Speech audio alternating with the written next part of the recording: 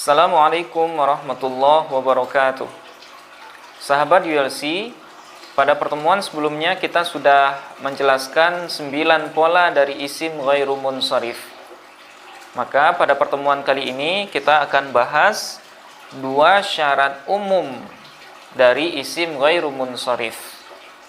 Nah, apa 2 syarat yang dimaksud? Yang pertama, isim ghairu munsharif itu tidak boleh beralif lam. Artinya, seandainya isim yang masuk ke dalam salah satu dari 9 pola kemarin itu beralif lam, maka dia tidak lagi bisa digolongkan sebagai isim ghairu munsharif, tapi dikembalikan sesuai dengan bentuk aslinya. Misal, pada contoh, Zahabtu ilal masajidi. Ya. Saya pergi ke beberapa masjid. Nah, yang menjadi bahasan kita adalah lafaz al-masajid. Secara bentuk, lafaz al-masajid itu masuk dalam salah satu dari 9 pola kemarin, yaitu dia tergolong sebagai sighat muntahal jumu'. Ya, karena dia berpola mafa'il, masajid. Tapi di sini dia tidak dianggap sebagai isim ghairu munsharif karena kondisinya yang diawali oleh alif lam. Nah, sehingga dia dikembalikan ke bentuk aslinya sebagai jamak taksir. Karena jamak taksir ketika jar, ya, karena lafaz al-masajidi di sini didahului oleh ila, yang mana dia merupakan salah satu dari huruf jar, maka tanda jar jamak taksir ini adalah dengan kasroh. Nah, itu maka bacaannya ilal masajidi, bukan ilal masajida, karena dia bukan isim ghairu munsharif. Nah, hal ini akan berbeda kalau alif lamnya kita buang.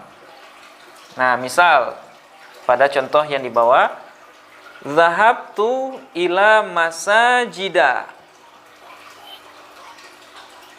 Nah, pada contoh yang di bawah, masajid tergolong sebagai isim ghairu munsharif. Kenapa? Karena dia termasuk ke dalam salah satu dari 9 pola. Dia merupakan sighat muntahal jumu' karena berwazan mafa'il. Kemudian dia juga tidak beralif lam. Nah, sehingga syarat isim ghairu munsharif untuk masajida itu lengkap.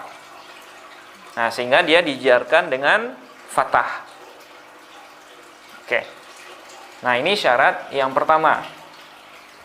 Kemudian syarat umum yang kedua dan sekaligus yang terakhir, isim ghairu munsharif itu tidak boleh menjadi mudhaf.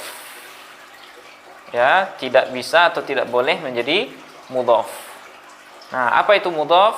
Telah pernah kita bahas di pembahasan ciri-ciri isim. Silakan dilihat di video terkait. Nah, saya ulang sedikit bahwa mudhaf adalah gabungan mudhaf merupakan bahagian pertama dari susunan idhofah, atau yang dalam bahasa kita disebut juga dengan kata majmuk, ya. Nah, jadi dalam hal ini isim ghairu munsharif tidak boleh berposisi sebagai mudhaf, ya. Nah, akibatnya kalau dia berposisi atau menjadi mudhaf, maka dia tidak lagi dianggap sebagai ghairu munsharif.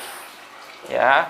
Artinya dia dikembalikan kepada bentuk aslinya atau bentuk asalnya, sebagaimana contoh yang sebelumnya. Nah, misal pada contoh Zahabtu ila masajidil qaryati. Nah, Ya, saya pergi ke beberapa masjid kampung, masjid daerah. Nah, yang menjadi titik tekan kita di sini adalah lafaz masajidi. Kenapa kok dia dibaca masajidi dengan kasrah? Karena dia bukan ghairu munsharif. Sekalipun dia masuk dalam salah satu dari 9 pola, bentuknya sighat muntahal jumu', tapi karena dia menjadi mudhaf dari lafaz qaryati, maka masajid di sini tidak bisa dianggap sebagai isim ghairu munsharif.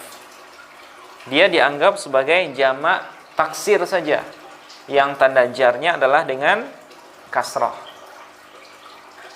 Nah, sehingga kalau kita analisis, masajidi di sini posisinya sebagai majrur dengan ila, sekaligus dia menjadi mudhaf dari lafaz al-qaryati.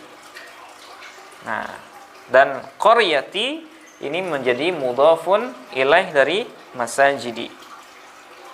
Nah, berbeda halnya kalau lafaz qaryahnya atau mudhafun ilaihnya kita buang.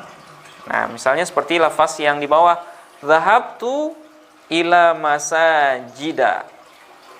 Nah, masajid yang di bawah ini dia tergolong sebagai ghairu munsharif karena syarat dia masuk dalam salah satu dari 9 pola. Kemudian dia juga tidak beralif lam, kemudian juga tidak menjadi mudhaf dari kata lain. Nah, inilah dua syarat umum terkait dengan isim ghairu munsharif. Mudah-mudahan bisa dipahami dan diaplikasikan pada contoh-contoh yang lain. Terima kasih. Assalamualaikum warahmatullahi wabarakatuh.